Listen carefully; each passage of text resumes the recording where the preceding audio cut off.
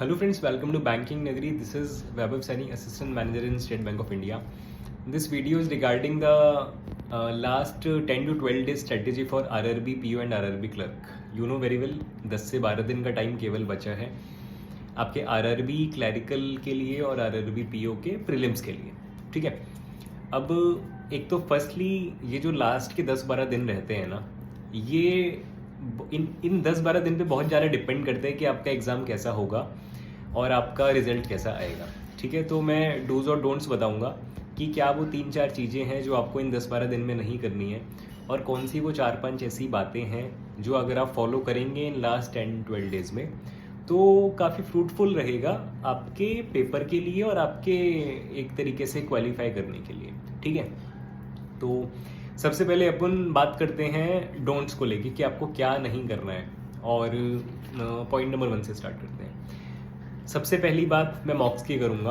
आप सभी मॉक्स दे रहे होंगे डेली बेसिस पे. कुछ स्टूडेंट्स एक मॉक भी दे रहे हैं, कुछ डेली के 3 या 4 भी दे रहे हैं. ठीक है, एक तो as per my suggestion in last के 10-12 दिन में देखो, 12 दिन अगर मैं बोल रहा हूँ ना तो लास्ट के 2 दिन तो हटा दो. उन लास्ट के 2 दिन में पढ़ाई होती नहीं है और अगर आप करोगे भी तो वो फ्रूटफुल नहीं रहता है. तो आप 10 दिन मान के चलो, आपके पास 10 दिन है. फर्स्ट पॉइंट, इन 10 दिनों में मॉक्स आपको ज़्यादा नहीं देने हैं. ठीक है, उसका पहला रीज़न ये होता है क्योंकि मॉक्स में डिफ़िकल्ट क्वेश्चंस भी होते हैं और इन 10 दिनों में अगर आप डिफ़िकल्ट क्वेश्चंस करोगे तो डेफिनेटली डिमोटिवेशन आएगा, नेगेटिविटी आएगी, आपकी पॉजिटिविटी कम होगी और आपका थोड़ा सा माइंड मेकअप ख़राब होगा कि पेपर क्लियर कैसे होगा. ठीक है, तो फर्स्ट पॉइंट, मॉक्स कम देने हैं. मैं देने को मना नहीं कर रहा, आप डेली एक मॉक दो, सफिशिएंट है. उसका अच्छे से एनालिसिस करो, वो आप कर सकते हो, बट ज़्यादा मत देना. Secondary thing, as per my suggestion, daily आपको प्रीवियस ईयर पेपर सॉल्व करने हैं और जो मेरी इस बात को मान लेगा ना वो मुझसे डेफिनेटली जब प्री का रिजल्ट आएगा वो मुझसे बोलेगा कि जो मैंने बोला था प्रीवियस ईयर पेपर्स को लेके ठीक बोला था. इन बचे हुए दिनों में RRB PO के और RRB क्लर्क के दोनों के प्रीवियस ईयर पेपर्स आप जितने सॉल्व कर सकते हो विद टाइमर या फिर ऑनलाइन मिल जाते हैं तो बहुत अच्छी बात है. जितने आप कर सकते हो ना उतना आपके लिए फ्रूटफुल रहेगा.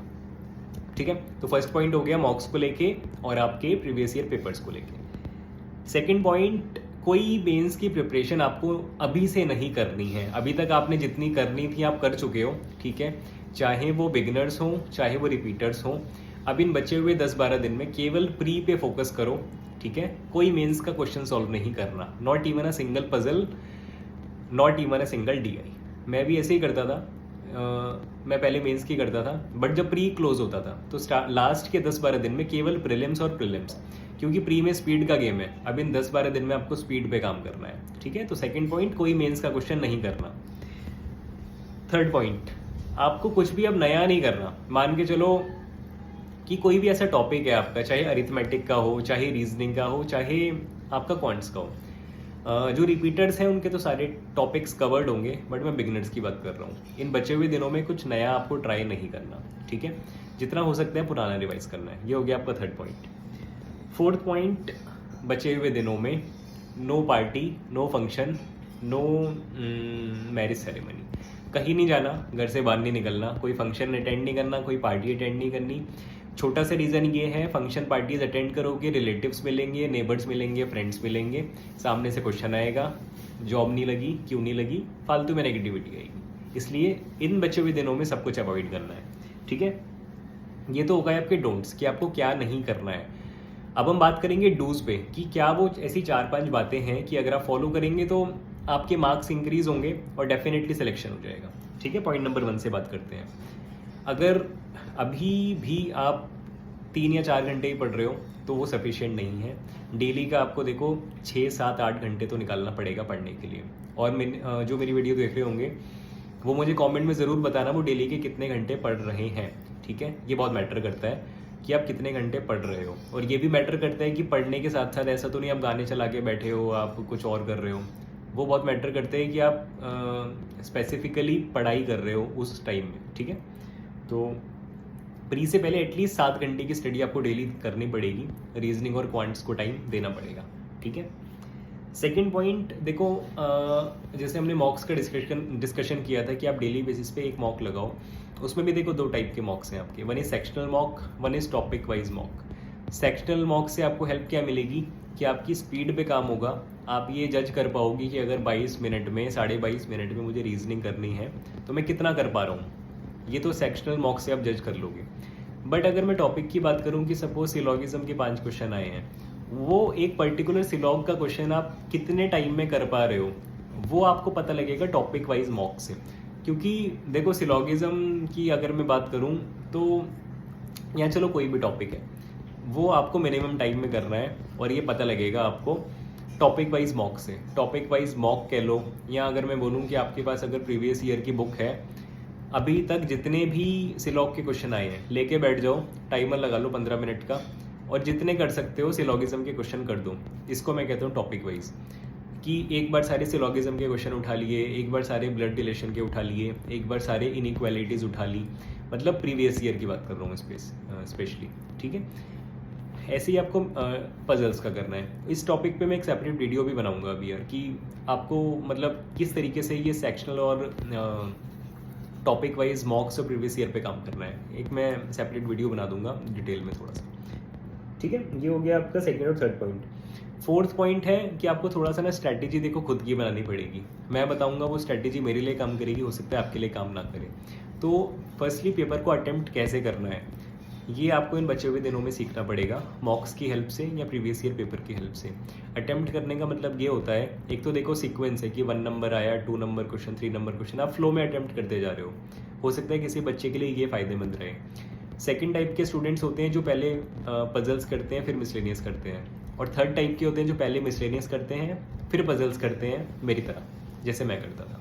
बट सबके लिए ना वेरी करता है, किसी को किसी में कम टाइम और ज़्यादा मार्क्स मिलते हैं। तो ये 3 टाइप जो मैंने बताए ना, आपको सर्च करना है कि आप किस कैटेगरी में आते हो और उस हिसाब से अपनी स्ट्रैटेजी बना के अभी से फिर आपको रियल एग्जाम में वो स्ट्रैटेजी अपनानी है। ठीक है, तो स्ट्रैटेजी आपकी खुद की होनी चाहिए, मेरी या किसी भी और स्पीकर की आप फॉलो नहीं कर पाओगी, क्योंकि वो मेरी खुद के लिए हो सकता है आपके लिए काम ना करे। ठीक है, next point is rough sheet. यार ये रफ शीट के लिए मेरे पास एक कमेंट भी आया था। पता है रफ शीट का बड़ा पंगा पड़ता है। एक तो आजकल अपने पेपर ऑनलाइन है और मेरे साथ तो हर बार होता था अभी तक। तो मेरे साथ तो क्या था कि एक रफ शीट दे दी, वो बोलते थे, स्पेशली मैं आयन डिजिटल जोन का बता रहा हूँ, एक रफ शीट दे दी, वो बोलते थे जब आपकी फिल हो जाएगी ना हमको हाथ उठा के बताना, हम देने आएंगे। अब वो उनका रफ शीट देने आने में ना 1 मिनट 1.5 मिनट लग जाता था। उधर से मैडम आ रही है धीरे धीरे धीरे धीरे रफ शीट देने, फिर वो पुरानी लेके जाएंगे, नई दे के जाएंगे, इसमें आपका 1 से 1.5 मिनट वेस्ट हो जाता है। तो आपको रफ शीट मैनेजमेंट करना है अपना, कि जब भरने वाली हो ना उन्हें पहले ही बता दो 2-3 मिनट पहले कि भैया आके रफ शीट दे दो। इसमें बड़ी नोटिंगी चलती है एग्जामिनेशन हॉल में। ठीक है, पहला पॉइंट तो ये हो गया। ठीक है, और रफ शीट के रिगार्डिंग एक चीज़ और है, आपकी जो हैंड राइटिंग होती है ना उस पर थोड़ा ध्यान देना। मेरे साथ होता था, मैं 1 लिख रहा हूँ या 9 लिख रहा हूँ या 7 लिख रहा हूँ, मतलब कई बार ना मुझे अपने पे सेल्फ डाउट हो जाता था कि मैंने 1 लिखा था कि 7 लिखा था। तो उस पर थोड़ा ध्यान देना है कि रफ नोट्स बनाते हुए ना आप थोड़ा सा अपना ध्यान रखें कि आपने लिखा क्या है। ठीक है, मतलब डबल टाइम वेस्ट ना हो आपको दोबारा कैलकुलेशन करने में। ठीक है, ये रफ शीट के रिगार्डिंग हो गया। और एक लास्ट पॉइंट कि अगर स्पेशली अगर आप आरआरबी फोकस कर रहे हो ना, तो मेरा बहुत ही स्ट्रॉन्ग सजेशन रहेगा कि आरआरबी की प्रीवियस ईयर की बुक परचेज कर लो, और जितने लगा सकते हो ना प्रीवियस ईयर के अरिथमेटिक के जितने क्वेश्चन आए हैं, स्पेशली मैं आरआरबी की बात कर रहा हूँ, जितने अरिथमेटिक के क्वेश्चंस आए हैं इन बचे हुए 10 दिनों में, उन सबको बिल्कुल आई कैन से घोट के पी जाओ, उन सबको एक तरीके से रट लो जितने आए हैं। ठीक है, क्योंकि आप देखो कि वैल्यूज चेंज होती हैं, जो कंसेप्ट है ना अरिथमेटिक के वो सेम रहते हैं, और लेवल अपना नीचे ही रहेगा, ऊपर नहीं जाएगा, क्योंकि पेपर आसान आता है। ठीक है, और केवल अरिथमेटिक का नहीं, आप जितने प्रीवियस ईयर पेपर इन बचे हुए दिनों में सॉल्व कर सकते हो ना आप करो। डेली बेसिस पे 2-3 भी करने हैं आप कर सकते हो, बट मेरा सजेशन रहेगा मॉक्स को थोड़ा कम करना। अगर 1 मॉक दे रहे हो तो डेली आप 2 से 3 प्रीवियस ईयर पेपर सॉल्व कर सकते हो। इसके अलावा आपकी जो प्रैक्टिस है वो तो है ही। ठीक है, और एक और पॉइंट है कि डेली आपको 6 घंटे की नींद ज़रूर लेनी है। 6 hours sleep is very very necessary. ठीक है, उससे कम सोते हो या ज़्यादा सोते हो, दोनों ही चीज़ें आपके लिए ख़तरनाक है। ज़्यादा सोने में टाइम वेस्ट होगा, कम सोने में हेल्थ ख़राब होगी। 6 घंटे सो, 6 घंटे पढ़ो, बाकी का जो टाइम है वो आप फैमिली के साथ स्पेंड करो, टीवी देखो, जो करना है वो करो। बट 6 घंटे सोना है और 6 से 7 घंटे अभी पढ़ना है। बड़े आराम से आपका प्रीलिम्स क्लियर होगा। जो डूज़ और डोंट्स मैंने बताए हैं उनको फॉलो करना। और मैं आई कैन एश्योर यू कि अगर आपने ये बातें अगले 10 दिन में फॉलो कर ली ना, तो जब आपका प्री का रिजल्ट आएगा आप सामने से आके बोलोगे मुझसे कि ये बातें जो मैंने फॉलो की लास्ट 10 डेज़ में, इनका आपको फल मिला। ठीक है, बाकी एक सेपरेट वीडियो में प्रीवियस ईयर पेपर्स पे भी बनाऊंगा। तब तक के लिए जो नए स्टूडेंट्स हैं सब्सक्राइब कर लेना, टेलीग्राम चैनल का लिंक आपको मिल जाएगा, उसको ज्वाइन कर लेना। बाकी मैं आपकी कोई क्वेरी है तो मुझे कमेंट्स में बताना। ठीक है, definitely make a video on that. Till then have a good day ahead, bye bye, take care.